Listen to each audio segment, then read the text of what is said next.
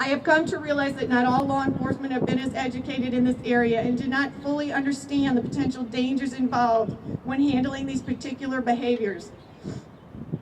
I have experienced firsthand the need for better laws with stronger consequences to protect those being victimized in the future. I feel that orders of protection especially need serious review. Each time my husband was arrested and released, the violence only got worse.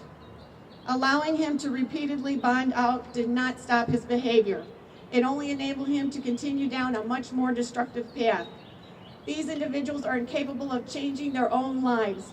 They do not value their own lives, therefore expecting them to comply with rules and to suddenly value someone else's life is incomprehensible and ignores the possibility of a potentially fatal outcome.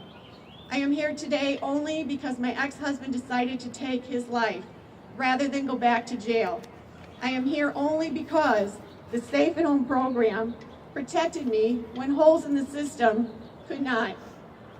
There are thousands of women and children who are currently living outside their homes, schools, and jobs in order to hide from the vicious attacks of their perpetrators.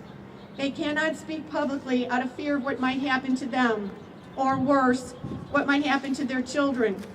My experience made me fully understand why individuals stay in abusive relationships.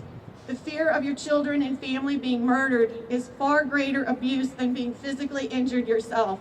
If there's one thing that I have the privilege of doing today, representing all 115 prosecutors in the state of Missouri, all throughout the state, and it's the privilege of looking at you folks who work tirelessly every day to protect those who are victimized by crime, and look at you and say thank you. During a one-year period, 60.6% of children and youth from birth to age 17 experience at least one direct or indirect victimization of a crime.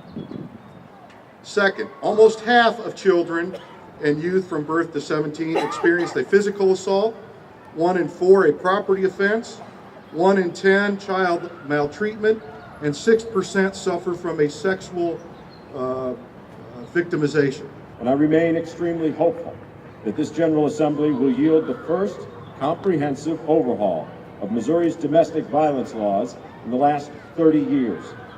With Carol's help, we are reshaping our own future.